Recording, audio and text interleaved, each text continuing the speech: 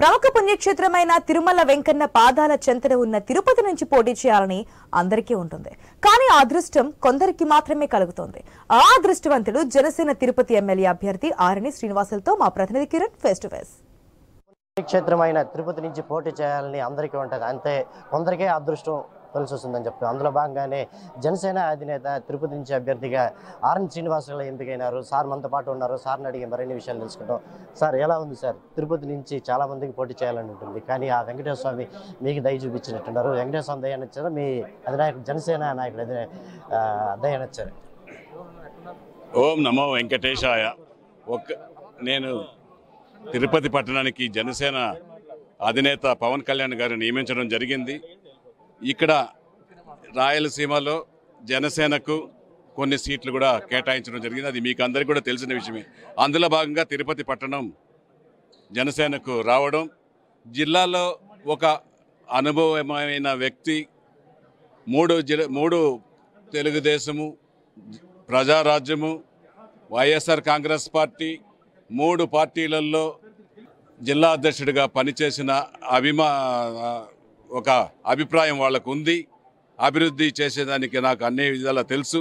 అంతేకాకుండా జేఎంసీ కన్స్ట్రక్షన్స్తో 40 ఏళ్లుగా జిల్లా అంతా కూడా పరిచయం ఉంది. అన్ని రోడ్లు కూడా లేటెస్ట్ టెక్నాలజీతో హాట్ మిక్స్ ప్లాంట్ పెట్టి అన్ని రోడ్లు కూడా వేసాం. జిల్లా అంతా కూడా ఇటు వ్యాపారంగా, జేఎంసీ కన్స్ట్రక్షన్ వ్యాపారంగా, రాజకీయంగా అన్ని అనుభవాలు ఉంది. ఇక్కడున్న నాయకులు, తెలుగుదేశం పార్టీ నాయకులు ఇక్కడ ఎప్పటి నుంచో కష్టపడుతున్నారు, చేస్తున్నారు.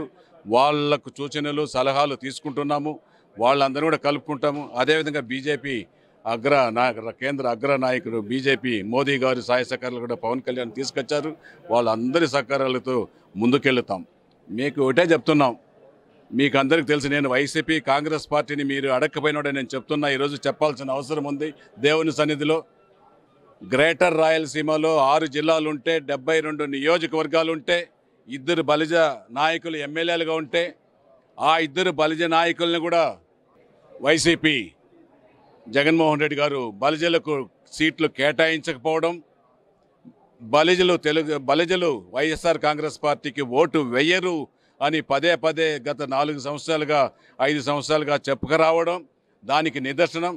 అందులో భాగంలోనే 72 నియోజకవర్గాల్లో 2 ఎమ్మెల్యేలని తీసేసి తన సొంత సామాజిక వర్గ మనుషుల్ని, ఒక స్మగ్లర్లని, ఒక గ్రానైట్, ఒక శాండిల్వుడ్, ఒక అన్ని అక్రమ వ్యాపారాలు కలిగిన 2 తన సొంత సామాజిక వర్గంలో ఉన్నవారిని నియమించుకున్నారు.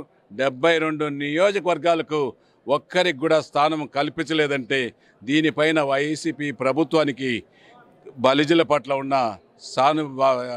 వ్యవహరించిన తీరు అందరూ అర్థం చేసుకోవాలని కూడా ఈ సందర్భంగా తెలియజేస్తున్నారు. తిరుపతిలో అసమ్మతి వర్గం కూడా కనిపిస్తుంది. మీ పార్టీ నుంచి నాన్ లోకల్ అని చెప్పేసి కూడా కొంతమంది అంటున్నారు. దీన్ని ఏ విధంగా మార్చేసుకుంటారు?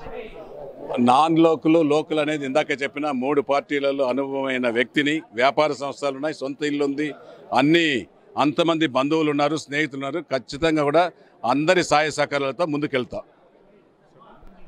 ఇది మొత్తం మీద చూసుకుంటే తిరుపతి జనసేన అభ్యర్థిగా ఆరణి శ్రీనివాసులు ఏదైతే నియమించారో, ఈ సందర్భంగానే అయితే అందరితో కూడా ఖచ్చితంగా ప్రతి ఒక్కరిని, అటు టీడీపీ కార్యకర్తలు కావచ్చు, అదేవిధంగా జనసేన వాళ్ళని కావచ్చు, బీజేపీ కార్యకర్తలు అందరినీ ఒక తాటి మీద తెచ్చి అందరినీ కూడా ముందుకెళ్తాము. అదేవిధంగా ఖచ్చితంగా వైసీపీని ఇక్కడ ఓడించి జనసేన జెండా తిరుపతిలో ఎగరేస్తామని చెప్పేసి కూడా ఆరణి శ్రీనివాసులు చెప్పే పరిస్థితి కనిపిస్తూ ఉంది.